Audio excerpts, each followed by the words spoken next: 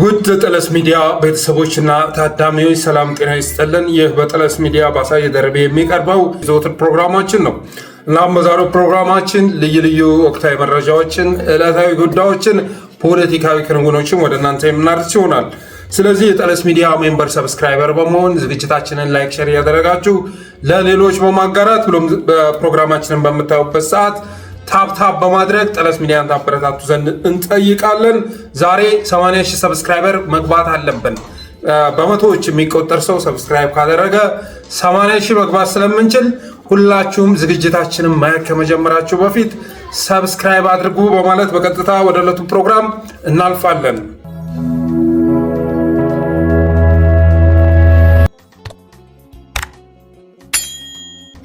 የመጀመሪያ ርዕሳችን የአሜሪካ ውጭ ጉዳይ ሚኒስተር ማርኮ ሩቢዮ በትናንትናው ዕለት በስልክ ከጠቅላይ ሚኒስትር አብይ አህመድ ጋር መነጋገራቸው ታውቋል። በወጣው መረጃ መሰረትም በአፍሪካ ቀንድ ሰላምና ቀጠናዊ መረጋጋት ዙሪያ ተነጋግረናል ይላል በዩኤስ ስቴት ዲፓርትመንት በኩል የወጣው መረጃ እና መረጃ የወጣው በዩኤስ ዲፓርትመንት ኦፍ ስቴት ዌብሳይት ላይ ሲሆን አብይ አህመድ ግን ስለ ስልክ ጥሪው ምንም የተናገረው ነገር የለም። ምንም ያስተላለፈው መልእክት የለም። እንደስካሁኑ የስልክ ጥሪዎች ሁሉ ከማርኮ ሩቢዮ እንግዲህ ባለፉት 4 ወር እንኳ 2 ጊዜ ተደውሏል። በአጠቃላይ ከ4 ጊዜ በላይ የስልክ ጥሪ አድርገዋል።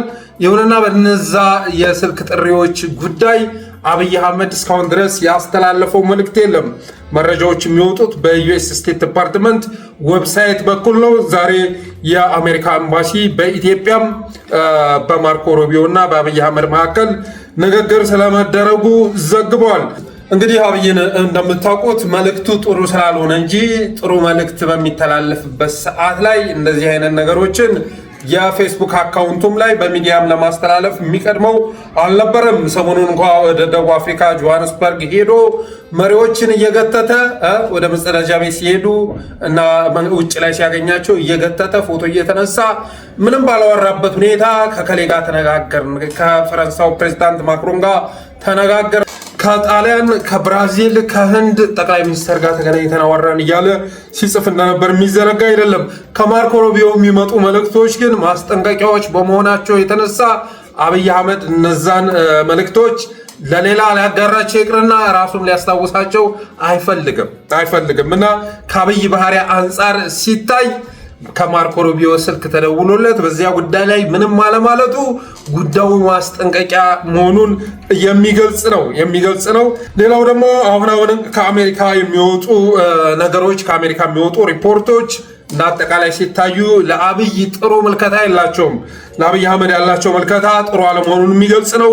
ዲፓርትመንት ኦፍ ስቴት ኢንቨስትመንት ክላይሜት ሪፖርት ወጥቶ ነበር። ለምሳሌ የኢንቨስትመንት ክላይሜት ሪፖርት ወጥቶ ነበር። በዛ ሪፖርት ላይ ኢትዮጵያ ለኢንቨስትመንት የማትመች ሀገር ነች፣ ዜጎች ለፍተው ጥረው ግረው የሰሩት ቤት በኮሪደር ልማት በሚል ምክንያት በሰዓታት ውስጥ የሚፈርስበት ያለምንም ማስጠንቀቂያ ያለምንም ካሳ የሚፈርስባት ሀገር ናት። ከዛ ውጭ ደግሞ ሰላምና መረጋጋት የሌለባት ሀገር ስለሆነች በአሁኑ ሰዓት ላይ ለኢንቨስትመንት ኢትዮጵያ ተመራጭ አይደለችም የሚል አርቲክል አካቶ ነበር። ሌላው ዲፓርትመንት ኦፍ ስቴት ሂውማን ትራፊኪንግ ሪፖርትንም የምታስታውሱት ነው።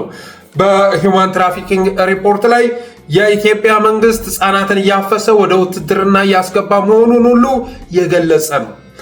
በእገታ ላይ እየተሰማራ በወንጀሎች ላይ እየተሰማሩ መሆናቸውን የመንግስት አመራሮች ይፋ ያደረገ ነው። በተለይ ደግሞ ህፃናትን እያገቱ ወደ ወታደራዊ ጣቢያ ማስገባት የኢትዮጵያ መንግስት መገለጫ መሆኑንና በአስቸኳይ ያፈሳቸውን እንዲለቅ እና ይሄን እርምጃውን እንዲያቆም ብሎም ይሄን ድርጊት የወሰዱ አመራሮች ላይ እርምጃ እንዲወስድ ማሳሰቡ የሚዘነጋ አይደለም። የአሜሪካ ሂውማን ራይትስ ሪፖርት የምታስታውሱት ነው። ሙሉ ለሙሉ ኢትዮጵያ ውስጥ የተከናወኑ አበይት የሚባሉ ጉዳዮችን የያዘ ነው።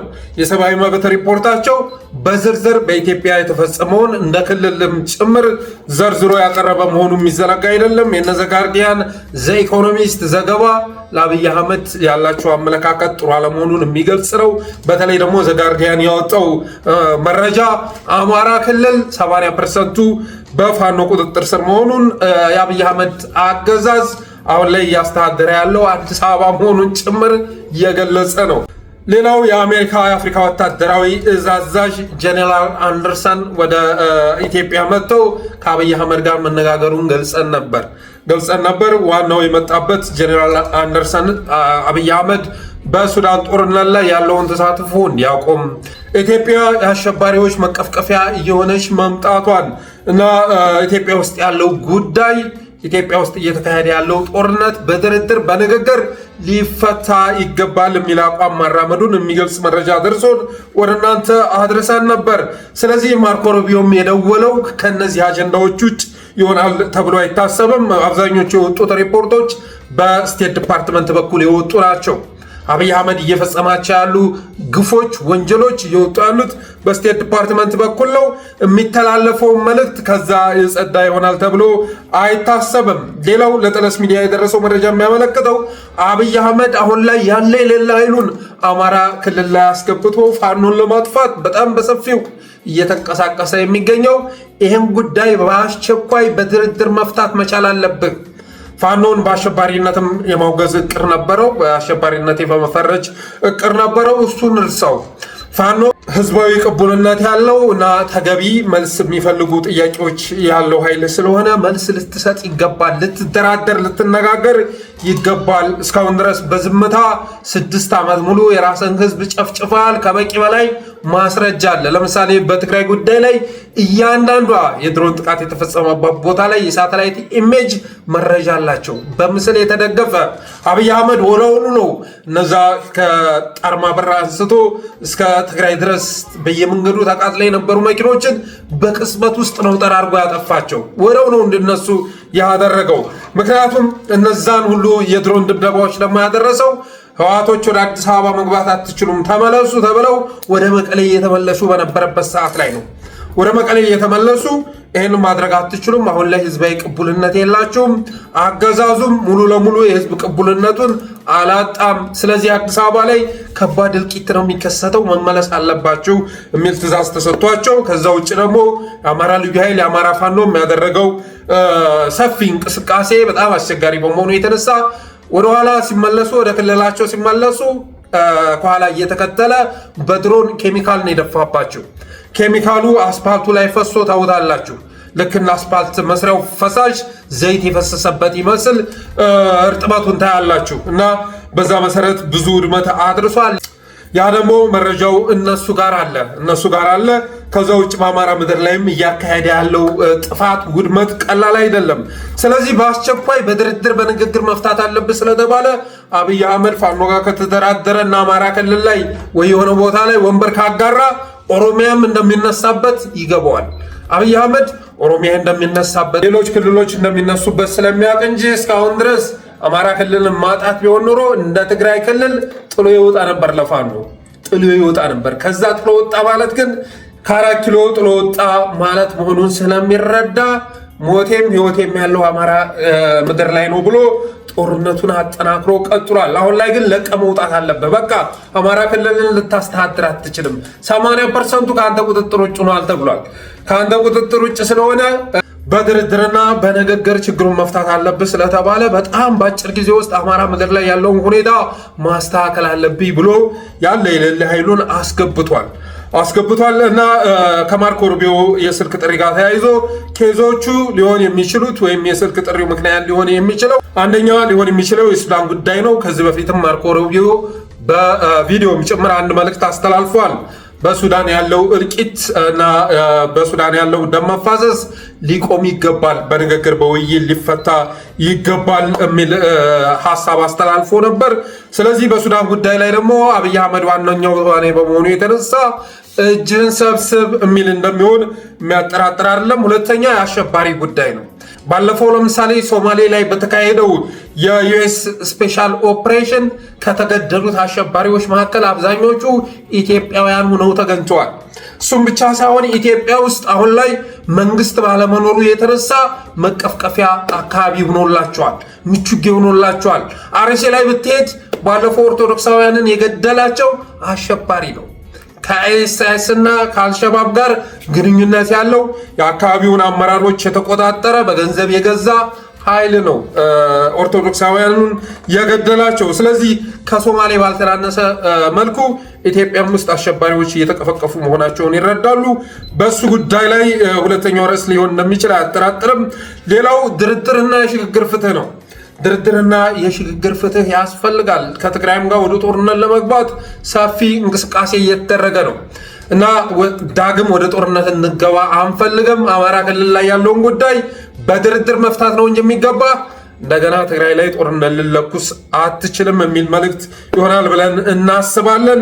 ሌላኛው ከኤርትራ ጋር ያለው ፍጥጫ አለ፣ ከሱዳን ጋር ያለው ፍጥጫ አለ፣ ከግብፅ ጋር ያለው ፍጥጫ አለ። በተለይ ደግሞ ግብፅና ሱዳን አሁን ላይ በጋራ ሆነው ግብፅም ሱዳንን አስከትላ በውሃ የማጥለቅለቅ ስራ ተሰርቶብናል እያሉ ይገኛሉ። በዚህም ጉዳይ ላይ መረጃ አጠናክረው ለዩኤን ለማስገባት የመጨረሻ ፋይናል ስቴጅ ላይ ደርሰዋል። አብይ አህመድ ከፍተኛ የሆነ የውሃ ፍሰት በመልቀቅ በጎርፍ ሊያጥለቀልቅ ሞክሯል። ስለዚህ የአባይን ግድብ የሚቆጣጠር ገለልተኛ አካል ያስፈልጋል። በአባይ ወንዝ ላይ ቁጥጥር የሚያካሄድ ገለልተኛ አካል ሊኖር ይገባል። ከኢትዮጵያ መንግስት ጋር የምንነጋገርበት ሁኔታ የለም ብሏል የውጭ ጉዳይ ሚኒስተሩ፣ የግብፁ ማለት ነው። ከቢቢሲ ጋር ባደረገው ቃለ መጠይቅ ከኢትዮጵያ ጋር በንግግር በውይይት የምንፈታው ችግር የለም፣ ከዚህ በኋላ የራሳችንን አካሄድ ተከትለን ችግሩን የምንፈታው ይሆናል ብሏል። ከኋላ ሱዳንን አስከትለዋል። አብይ አህመድ ቅጥረኛው ተላላኪው የራሱ የሆነ ሀገራዊ ኢንተረስት የሌለው ዩናይትድ አረብ ኤምሬትስ ከእነሱ የሚመጣ ትዕዛዝን ያለምንም ማመንታት የሚፈጽመው እንግዲህ ከአልቡርሃን ጋር ግንኙነቱን ማድረግ ሲገባው ከአማጺ ኃይል ጋር እሱ ኢትዮጵያ ውስጥ አማጺያን ረበሸኝ እያለ አማጺያን ጋር እየተተኮሰ ሱዳን ላይ ሄዶ ግን አማጺያንን ሲደግፍ ታገኙታላችሁ። እና አሰላለፉን ከሄሚቲ ጋር በማድረጉ የተነሳ ጀነራል አልቡርሃን ወይም የሱዳን መንግስት ተብሎ ሊጠራ የሚችለው ከግብፅ ጎን ተሰልፎ ዩናይትድ ኔሽን ላይ በአባይ ግድብ ጉዳይ ያላቸውን ቅሬታ ለማቅረብ የመጨረሻ ስቴጅ ላይ ይገኛሉ። ከዛ ውጭ ግን በሶማሊያም በተለያዩ ቦታዎች ላይ ግብፅ ኢትዮጵያን ለመክበብ ጥረት እያደረገች መሆኑ የሚዘነጋ አይደለም እና እንደ አጠቃላይ ሲታይ የማርኮ ሩቢዮ የስልክ ጥሪ በዋናነት አብይ አህመድ እንዳያስተላልፈው ያደረገው የኢትዮጵያ ውስጣዊ ችግርንም የሚያነሳ በመሆኑ የተነሳ ነው። ማስጠንቀቂያ የሚያዘለ በሰላም በውይይት ችግሩን ፍታ የሚል ትዕዛዝ በመሆኑ የተነሳ አብይ አህመድ ሊያስተላልፈው አልቻለም። የሳይበር ሚሊሻው ግን የሶሻል ሚዲያ ላይ ቅጥረኞቹ ግን ማርኮ ሩቢዮ ከአብይ አህመድ ጋር ተነጋገረ እያሉ ወሬውን በማራገብ ላይ ይገኛሉ።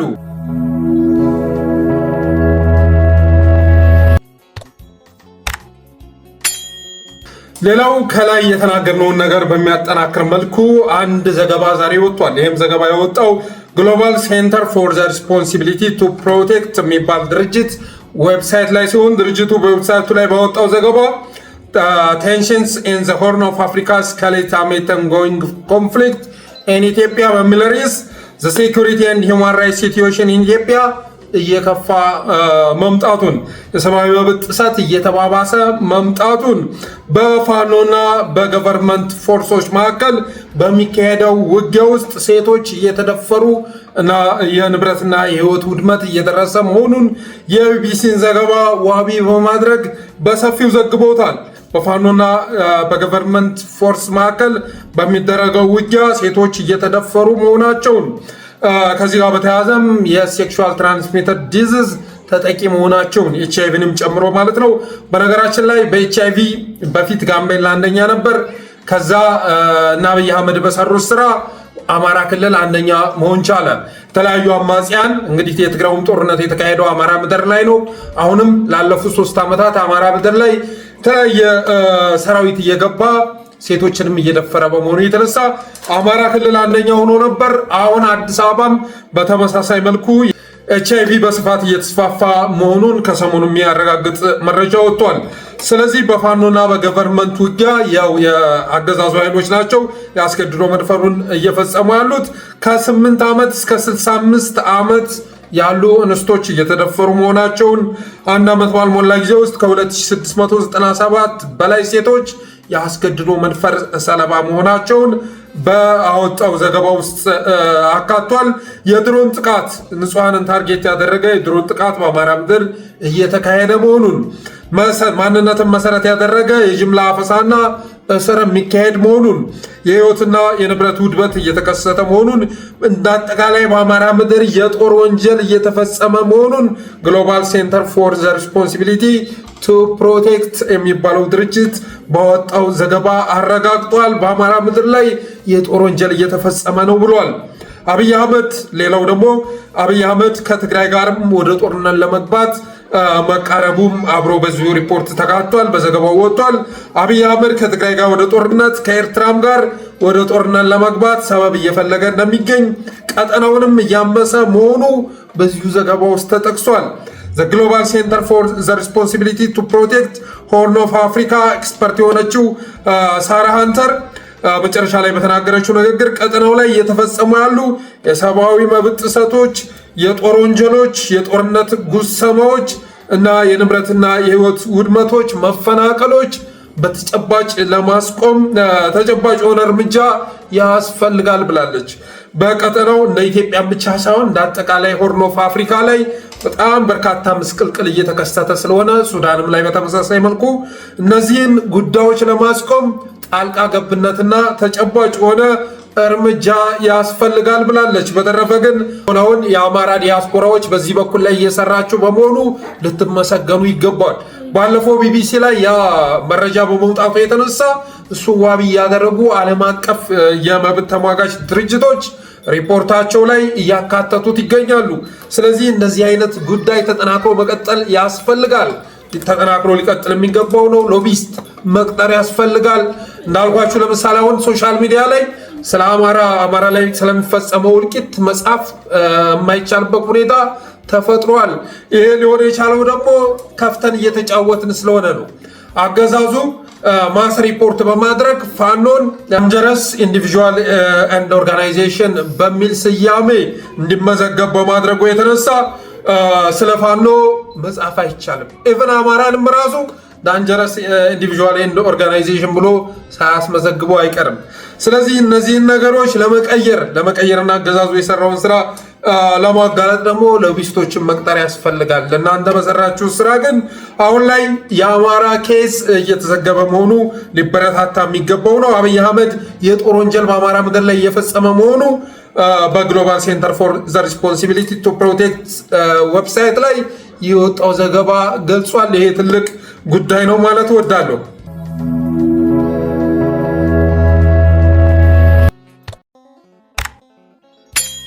ሌላው ከዚህ ጋር በተያያዘ በኢትዮጵያ የአሜሪካ አምባሳደር ኤርቪን ማሲንጋ የፌዴራል ፖሊስ ኮሚሽነሩን ደመላሽ ገብረ ሚካኤልን ወደ ቢሮዋቸው ጠርተው ማነጋገራቸውን የሚገልጽ ፖስት አጋርተዋል። ባለፈው እንግዲህ በሐረር እና በድሬዳዋ እንቅስቃሴ ሲያደርግ ነበር አምባሳደሩ። በተለይ ደግሞ ድሬዳዋ ላይ አብይ አህመድ ንግግር ከማድረጉ ጋር ተያይዞ ድሬዳዋ የኦሮሞ ነች ከማለቱ ጋር ተያይዞ የሶማሌ ኮንግረስ ጥሪ አድርጎ ነበር። በቀጣይ ድሬዳዋ ላይ ከባድ የሆነ ደም መፋሰስ ሊከሰት ስለሚችል የአሜሪካ ኤምባሲ፣ ሌሎችም የአውሮፓ ኤምባሲዎች መጥተው የዳኝነት ስራ እንዲሰሩ ኮንግረሱ ጥሪ አድርጎ ነበር። በዚህም መሰረት አምባሳደር ኤርቪን ማሲንጋ ወደ ድሬዳዋም ሂዶ ነበር። ሐረርም ሂዶ አነጋግሯል። ድሬዳዋን በሚያነጋግርበት ሰዓት ሐረሪዎችም ጠርተው እኛ ማይኖሪቲ ስለሆን ቅሬታችንን ማቅረብ አልቻልንም። ምክንያቱም ኮምፕሌን ብናቀርብ በአንድ ሌሊት ውስጥ አጥፍተውን ያድራሉ። በጣም ቁጥራችን ትንሽ ነው። በምስራቅ ሐረርጌ ኦሮሞ የተከበብንነን። ስለዚህ አንቀሳቅሰው አምጥተው ድምጥማጣችንን ስለሚያጠፉን ቅሬታችንን ማቅረብ አልቻልንም። ግን ብዙ ችግር አለብን። ከመጠጡ አንስቶ በጣም በርካታ የህልውና አደጋ አለብን። ስለዚህ ልትጠብቁን፣ በትኩረት ልትመለከቱን ይገባል የሚል ጥሪ በማድረጋቸው የተነሳ ወደ ሐረርም ሂዶ ማነጋገሩ የሚዘነጋ አይደለም። ዛሬ የፌዴራል ፖሊስ ኮሚሽነሩን ደመላሽ ገብረ ሚካኤልንም በእነዚህ ጉዳዮች ላይ ለማነጋገር ወደ ቢሮው እንደጠራው የደረሰ መረጃ ያመለክታል። ከኤርትራም ጋር ተያይዞ አሁን ላይ ቀዝቀዝ አድርገውታል። በእርግጥ የኤርትራ ጉዳይ አብይ አህመድ የሆኑ ነገሮችን ለመጋረድ ሲያስብ የሚያመጣው አጀንዳ መሆኑ ይታወቃል።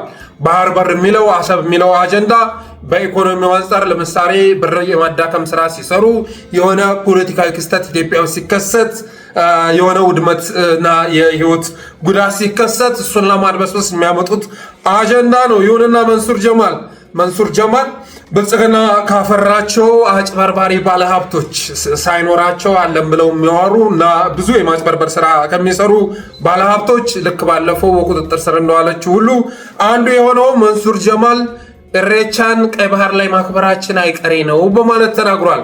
ይህንን መናገሩን ያልተመቻቸው የአፋር ካድሬዎች እኛ ስለ አሰብ እያወራን ያለ ነው፣ አንተ መተህ ኢሬቻ እንድታከብር አይደለም፣ ቀይ ባህር የኢትዮጵያ ነው የምንለው አፋር ላይ ያሉ የብልጽግና ካድሬዎች ማለት ነው። ቀይ ባህር የኢትዮጵያ ነው የምንለው አንተ መተህ ኢሬቻ እንድታከብርበት አይደለም። ይሄ ሆራር ስቴዲ አይደለም፣ ሆራር ስቴዲ ሳይሆን አሰብ ነው እና እንደዚህ አይነት አስተሳሰብህን አሽቀንጥረህ መጣል አለብህ ብለው የሆነ ቁራጭ ቪዲዮ ለጥፈው አየሁ። እስኪ አይተነው እንመለስ። አሰብ ላይ አሳ የምትበላ ይመስላል። ሄደ ውይ አሳ ብቻ ኢሬቻ ራሱ እናከብራለን እዛ ሄደን ኢሬቻ እናከብራለን እዛ ሄደን። ይገርማል እንዴ አንተን የት ኢሬቻ? ቀይ ባህር ላይ ኢሬቻ ይከበራል። እንደሰማችሁት ነው እንግዲህ ዘመኑ ወቅቱ የብልሃኒዎች ነው፣ የማይረቡ ሰዎች ዘመን ያለንበት ዘመን። ዛሬ እነ ሰራዊት ፍቅሬ ሰግጥ ፈምስ የሚለውን አዶናይን ተከትለው አዳራሽ ውስጥ ገብተው ሰግጥ ፈምስ ቱር ሊካሄድ መሆኑን እየነገሩን ይገኛሉ። ሰግጥ ፈምስ ቱርን ምን ያመለክታል? አትሊስት ሙሉ ኢትዮጵያን በመዞር ከአዲስ አበባ ይጀምራል። ሰግጥ ፈምስ ቱራችን ኢቨንቱ የሚዘጋጀው የመጀመሪያው አዲስ አበባ ይጀምራል። ከዛ በመቀጠል ሙሉ ኢትዮጵያን ይዞራል። ወጣቶቹ በርቀት በቲቪ መስኮት ብቻ ሳይሆን ማየት ያለባቸው አዶናይ ሁሉም በአዋሳ፣ በድሬዳዋ፣ በደቡብ በተለያዩ ከተማዎች አዲስ አበባ፣ በባህር ዳር፣ ጎንደር እያለን እንቀጥላለን።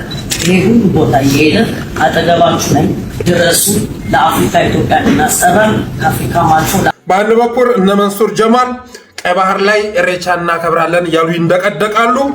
ነገር ግን ዝመት ብለህ ብትጠራው አታገኘውም፣ መንሱር ጀማልን አታገኘውም። ግን አገዛዙ የሚፈልገውን ነገር በማነብነብ አገዛዙ መስማት የሚፈልገውን ነገር በመናገር ጥቅማቸውን የሚያግበሰብሱ ኃይሎች ኢትዮጵያን ተቆጣጥረዋታል። ባለፈው ለምሳሌ በቁጥጥር ስር የዋለችው ገበሬዋ የምትባለው ከዛ በፊት አብይ አህመድን እንደው እርስዎ እኮ አንድ ነገር ቢሆኑ ይቺ ሀገር መፈራረሷና መጥፋቷ ስለማይቀር ከኔ ላይ እድሜ ቀንሶ ለእርሶ እንዲሰጡ ትመኛለሁ እያለች ስታለቀልቅ ነበር። ለካስ ሴትዮዋ በተለያዩ አቅጣጫዎች በበርካታ ወንጀል ተነካክታ ክስ ተመስርቶባት ነበር። ስለዚህ ከዛ ወንጀል ለማምለጥ አብይ አህመድን ማወደስ መፍትሄ ነው ብላ አሰበች። አብይን ማወደስና ህዝብ ጋር መቃቃር፣ ህዝብ ጋር መለያየት አስፈላጊ ነው ብለው በማመኗ የተነሳ ያን ፖስት አጋራች። ወደ 10,000 ኮሜንት ተሰጣት። ምን ሆነሽ ነው? መሬት ፈልገሽ ነው? ምን ችግር አጋጥሞሽ ነው? ንገሪን እህት ዓለም፣ ችግር እንዳጋጠምሽ እርግጠኛ ነን። አብይ አህመድ ኢትዮጵያን የሚታደጋት እሱ ነው ብለሽ በማመንሽ አይደለም። ከአብይ የሚሻል መሪ ኢትዮጵያ ውስጥ የለም ብለሽ በማመንሽ ሳይሆን የሆነ ችግር አጋጥሞሽ ነውና ንገሪን ሲሏን ነበረ። ከዛ በኋላ ግን አብይ ሊታደጋት የማይችል ከባድ ችግር በመሆኑ የተነሳ እስር ቤት ገብታለች። በተመሳሳይ መልኩ መንሱር ጀማልም ይሄንኑ ነው እያራመደ ያለው። ሰውየው በተለያዩ አቅጣጫዎች ህጋዊ ያልሆኑ ነገሮችን በመስራት ይታወቃል። ስለዚህ ኢሬቻን ቀይ ባህር ላይ እናከብራለን ብሎ የሽመልስን ንግግር በመድገም እንደገና ኦህዴድ ልብ ውስጥ የመግባት ስራ ነው እየተሰራ ያለው። ሌላው እንዳልኳችሁ ሰግጥ ፈምስ ቱር ሊካሄድ መሆኑን ገልጸውልናል።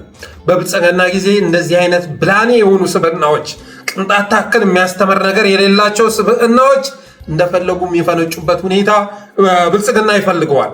ሶሻል ሚዲያ ላይ ቁም ነገር የምታወሩ ከሆነ ፖለቲካ የምታወሩ ከሆነ በቻለው መጠን ወይ እስር ቤት ያስገባችኋል ወይ ይገላችኋል። ማድረግ ያለበትን ነገር ሁሉ ከማድረግ አይመለስም። ሌላውን ተውትና የኔ እንግዲህ ከ250 ምናምን ሺህ በላይ ተከታይ ያለው የፌስቡክ አካውንት ነበረኝ። ያን አካውንት ለማዘጋት ያላደረጉት ጥረት አልነበረም። ግን እኔ የምጽፈውን ስለማቅ ደግሞ 10 ፖስት 20 ፖስት በአንድ ጊዜ ሲያስወርዱብኝ ዲስአግሪ ዊዝ ዲሲሽን ብዬ ስቴፑን ተከትዬ የጠፉ ፖስቶች እንዲመለሱ የተጣለው ቅጣት እንዲነሳ ማድረግ ይችል ነበር። መጨረሻ ላይ ግን ህገወጥ በሆነ መልኩ በገንዘብ ሂደው ምንም ቅሬታ እንዳላቀርብ አድርገው ያንን ገጽ አሰግተውታል። እሱ ብቻ እንዳይመስላችሁ ከእንደገና ሌላ ገጽ ከፍቼ 20 ሺህ ተከታይ ማፍራት ቻልኩኝ።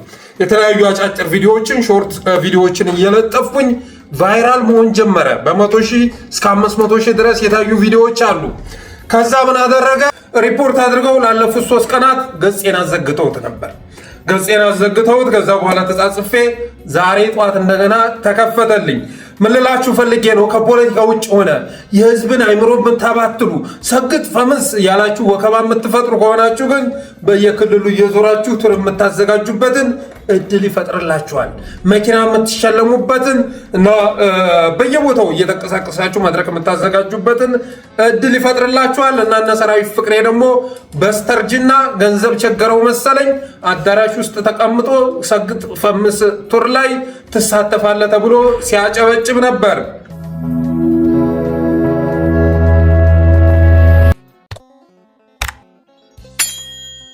ሌላኛው በፌዴራል መንግስትና በህወሓት መካከል ያለው ፍጥጫ ተጠናክሮ ቀጥሏል። በጣም ተጠናክሮ ቀጥሏል። በጀት ተቋርጧል። ወደ ትግራይ ከፌዴራል መንግስት መላክ የነበረበት የ2 ወር በጀት አልተላከም። ሰራተኞቹ ወደ አመፅ እየገቡ ናቸው። ደሞዛቸው ባለመከፈሉ የተነሳ ሰራተኞቹ ወደ አመፅ እየገቡ ነው። በትናንትናው ዕለት ደግሞ የኤፈርት ካምፓኒዎች የሂሳብ አካውንት መዘጋቱ ታውቋል። የኤፈርት ካምፓኒዎች የሂሳብ አካውንት በአብይ አህመድ ትዕዛዝ ሁሉም እንዲዘጉ የተደረገበት ሁኔታ ነው ያለው። ጀነራል ታደሰ ወረደ በቃኝ የሚል ጥያቄ ለፌዴራል መንግስት ማቅረቡን ትናንት ዘግበን ነበር። ዛሬ በመቀሌ ደግሞ ሰፊ የሆኑ ወታደራዊ እንቅስቃሴዎች እየታዩ ይገኛሉ። የብልጽግና የሳይበር ሚኒሻ የታደሰ ወረደ ቤት ተከበበ ይላል። ግማሹ ደግሞ ቤቱ አይደለም ቢሮው ነው የተከበበ እያሉ መረጃዎችን በማጋራት ላይ ይገኛሉ። በከተማው ሲንቀሳቀሱ በርካታ የሰራዊት አባላት የቲዲኤፍ አባላት በከተማ ሲንቀሳቀሱ ታይተዋል። ለጠለስ ሚዲያ የደረሰው መረጃ የሚያመለክተው ወደ መቀሌ የመጡት የሰራዊት አባላት መሳሪያዎቻቸውን ታጥቀው ማለት ነው ደሞዛችን ዘገየ፣ ደሞዝ እየተከፈለን አይደለም የሚል ቅሬታ ያላቸው የሰራዊት አባላት መሆናቸውን የደረሰ መረጃ ያመለክታል። በተለይ ደግሞ አርሚ 71 እና አርሚ 31 ከአዛዦቻቸው ቁጥጥር ውጭ በሆነ መልኩ የመሳሪያ ግምጃ ቤቱን ሰብረው መሳሪያቸውን ይዘው በአመፅ መልኩ ወደ መቀሌ መሄዳቸው ተሰምቷል። እና ይህንን ሁኔታ ስትመለከቱ ጦርነቱ አይቀሬ ሆኗል። ጦርነቱ አይቀሬ መሆኑን ትረዳላችሁ። ህወሓቶች ህዝቡ በአመፅ ይብላን ወታደሩ ጨፍጭፎ ያጥፋን ካላሉ በስተቀር በዚህ ደረጃ የሚጫወትባቸውን አገዛዝ ከመታገል ውጭ አማራጭ የላቸው። የሂሳብ አካውንቶቻቸው ከኤፈርት ካምፓኒዎች እንዳይከፍሉ አካውንቶቻቸውን የሚያግድ በጀት የሚያቋርጥ ጠመኔ የሆነው አምባገነናዊ አገዛዝ እየሄደበት ያለው አካሄድ የእነሱ ህልውና የሚያከስም ስለሆነ ያላቸው ምርጫ ሁለት ነው። አንድም መጥፋት፣ ሁለትም ደግሞ ይሄን አገዛዝ መገርሰስ። ሌላ እድል የላቸውም። ዛሬ ለምሳሌ ወደ መቀሌ ያመራው የቲዲኤፍ ታጣቂ የድምፀ ወያኔ ቢሮ ኃላፊ ስራ አስኪያጅ በቁጥጥር ስር መዋላቸው ታውቋል። ታጣቂዎቹ የኤፍኤም ሬዲዮ እና ድምፀ ወያኔ ሰራተኞች ከስቱዲዮ ሙሉ በሙሉ እንዲወጡ አድርገው ስቱዲዮን ተቆጣጥረዋል ይላል። ይህ መረጃ ያወጡት የብልጽግና የሳይበር አክቲቪስቶች ቢሆኑም መረጃው ግን እውነትነት ሳይኖሩ አይቀርም። በሌላ መረጃ ደግሞ በመቀሌ በሞንጆሪኖ የሚመራው ኃይል የጀነራል ታደሰ ወረደ ቢሮ በኃይል መቆጣጠሩን ሲናገር ነበረ። ቢሮው ከተቆጣጠሩ በኋላ በደስታ ተኩስ ሲተኩሱ የሚያሳይ ቪዲዮ ተለቋል። እና ይህን ሁሉ ስትመለከቱ የትግራይ ኃይሎች ከሌሎች የሰሜን ኃይሎች ጋር ተባብረው ይህን አገዛዝ ከማስወገድ ውጭ ዕጣ ፈንታ እንደሌላቸው ትረዳላችሁ።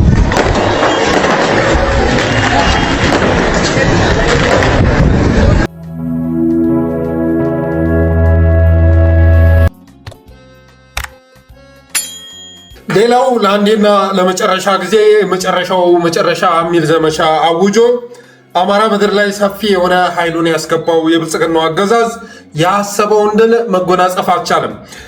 ጎጃምም ላይ፣ ወሎም ላይ፣ ጎንደርም ላይ፣ ሸዋም ላይ በተለይ ደግሞ ወሎና ጎጃም ላይ ሰፊ የሆነ ሰራዊት አስገብቶ ሜካናይዝድ የሆነ ጦር አስገብቶ ማድረግ ያለበትን ነገር ሁሉ እያደረገ ቢሆንም ድል ሊቀነው አልቻለም። ቶፖግራፊውን የሚያውቁት በደፈጣ ተዋጊነት 4 ዓመታት ያሳለፉት የፋኖ ተዋጊዎች በቀላሉ ከእጁ ሊገቡለት አልቻለም። እንኳን ከእጁ ሊገቡ ይቅርና በየቦታው ደፈጣ እየጣሉ የአገዛዙን ሰራዊት እያመሸኩት መሆኑ ተሰምቷል። ለምሳሌ ያህል በትናንት መረጃው እንዳደረስኳችሁ ደገር ላይ ዋና ዋና የፋኖ አመራሮች ይገኛሉ የሚል መረጃ ከማስረሻ ሰጤ የደረሰው አገዛዝ ወደ ደገር ሰፊ የሆነ ሰራዊት አሰማርቶ ነበር። ይሁንና ደገር ሂዶ ከባለው ሲል በአፋሕድና አፋብኃ የጋራ ዘመቻ ተከቦ ከባድ ጉዳት ማስተናገዱን ገልጸን ነበር። በተመሳሳይ መልኩ ደጋዳሞትም ላይ ሰራዊት አስገብቷል። እነ ሻለቃ ዝናቡ የሚንቀሳቀሱበት ቀጠና ላይ ሰፊ ሰራዊት ያስገባው አገዛዝ ያስገባው ጦር እየተማረከ መሆኑን ለጠለስ ሚዲያ የደረሰው መረጃ ያመለክታል። በትናንትናው ዕለት ሰፊ ሰራዊት አስገብቶ ነበር። እናም ከቁስለኝነትና ከሞት የተረፈው እጁን እየሰጠ መሆኑን የጠለስ ሚዲያ ምንጮች ገልጸዋል። በተመሳሳይ መልኩ ሸበል በረንታ ከሌሊቱ 7 ሰዓት አካባቢ ወደ ፋኖ ካምፕ የተንቀሳቀሰ ያገዛዙ ሰራዊት ነበር። ዛሬ ሌሊት ማለት ነው። ሸበል በረንታ ከሌሊቱ 7 ሰዓት ላይ ወደ ፋኖ ካምፕ የተንቀሳቀሰ ያገዛዙ ሰራዊት ከባድ የሆነ ጉዳት ማስተናገዱን ሰምተናል። የ64ኛ ክፍለ ጦር አመራርና አባላት ቀድሞ መረጃ ነበራቸው በዚህ ጉዳይ ላይ እና መረጃውን መሰረት አድርገው ተዘጋጅተው ጠብቀው በወሰዱት እርምጃ 12 በማካተም 6 ቁስለኛ በማድረግ አንድ የመከላከያ አባል መማረካቸውን ተደረሰን መረጃ ያመለክታል።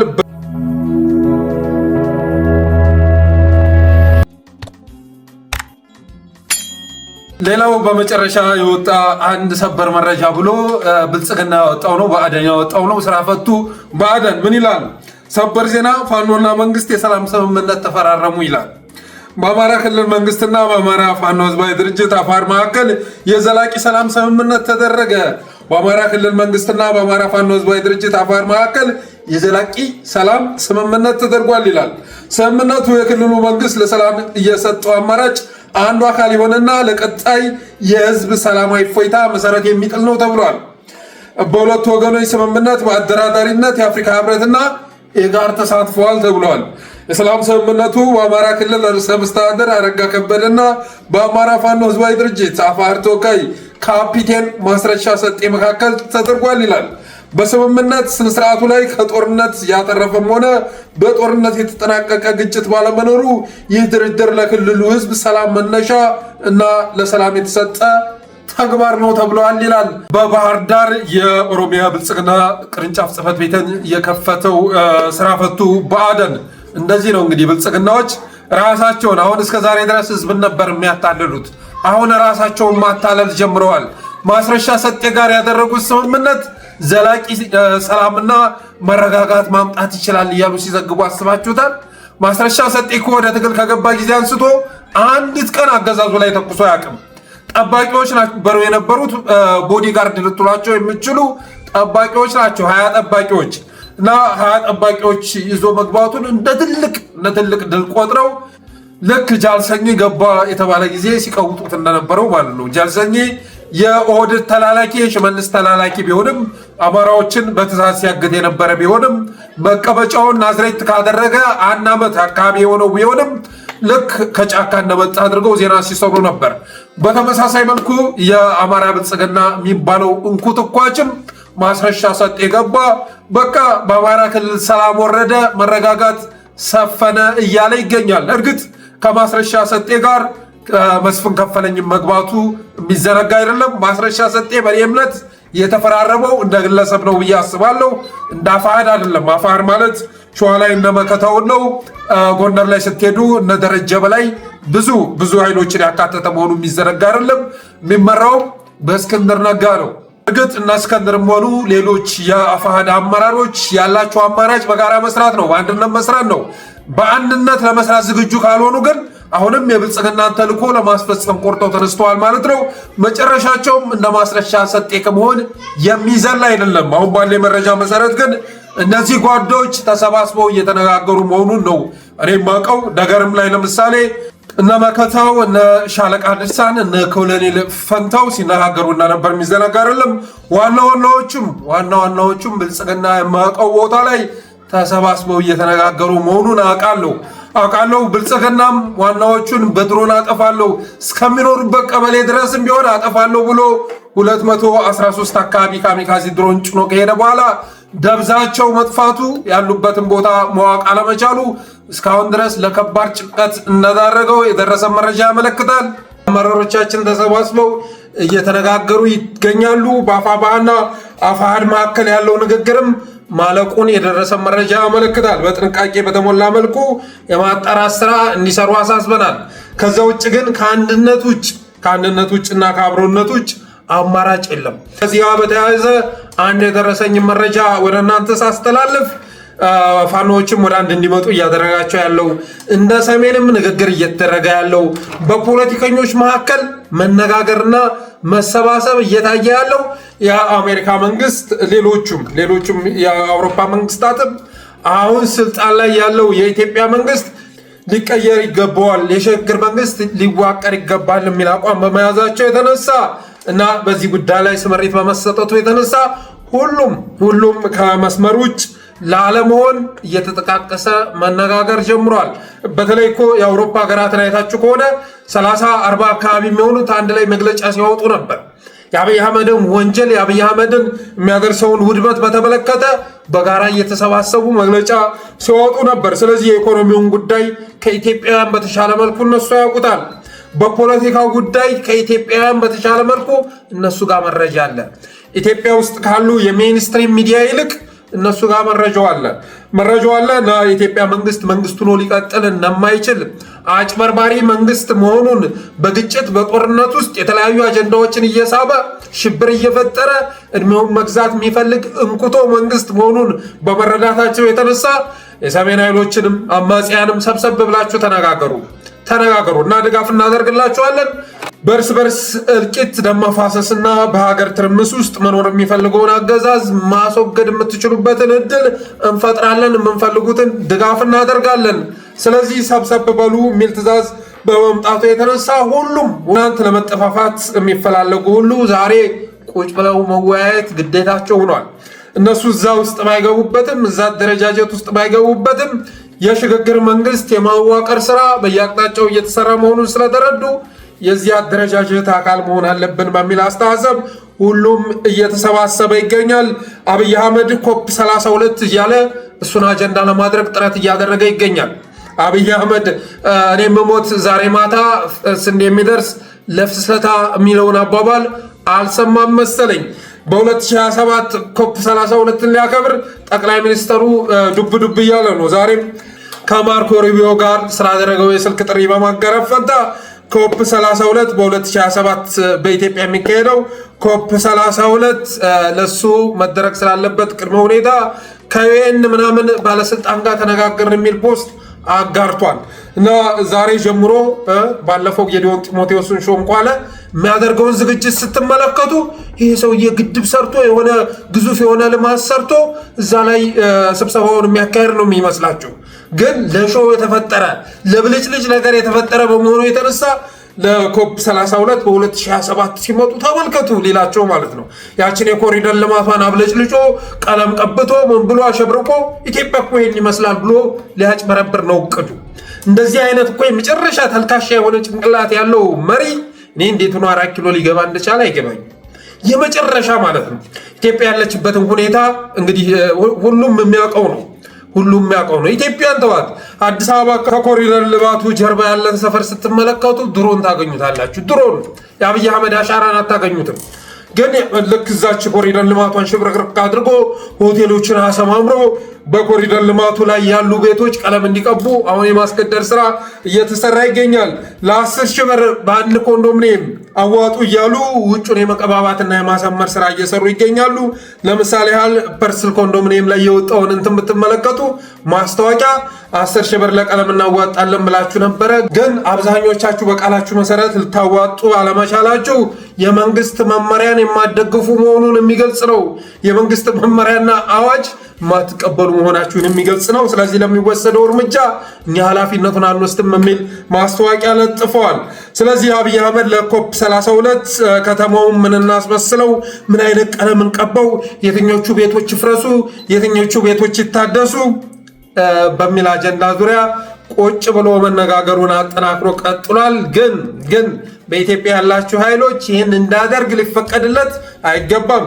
አብይ አህመድ ከ2018 ማለፍ ያለበት መሪ አይደለም። እንኳን ምዕራባውያን በዚህ ልክ ተጠይፈውት ቀርቶ ህዝባዊ መሰረት የሌለውን አመራሩ የብልጽግና አመራር ራሱ የተጠየፈውን ይህንን ይስተካከላል ያርጋል ተብሎ የማይታሰብ ጠቅላይ ሚኒስተር በትብብር ከመንቀል ውጭ አማራጭ የለም። ያ ካልሆነ ግን አብይ አህመድ የተወሰኑ ስብስቦቹን ይዞ ኢትዮጵያ ውስጥ ብቻውን የሚኖርበትን እድል ለመፍጠር ጥረት እያደረገ ነው። የኢትዮጵያን ህዝብ በተለያዩ ነገሮች የጦርነቱ አልበቃው ብሎ በረሃብም ጭምር አጥፍቶ የጥቂቶች ሀገር ለማድረግ ጥረት እያደረገ ነው። ስለዚህ ከዚህ በላይ ጉዳት እንዳደርስ ሊፈቀድለት አይገባም። ይሄ የአእምሮ ውስንነት ያለበት ጠቅላይ ሚኒስተር ኢትዮጵያ ስንት ችግር ባለባት ሁኔታ ገና የዛሬ 2 ዓመት ለሚካሄድ ስብሰባ አንዴ ከሌን ሾኩኝ ከሌን አነጋገርኩ እያለ 2 ዓመት እያደነቆረ ኮፕ 32 እያለ መከርም ነው እቅዱ ይሄ ነው።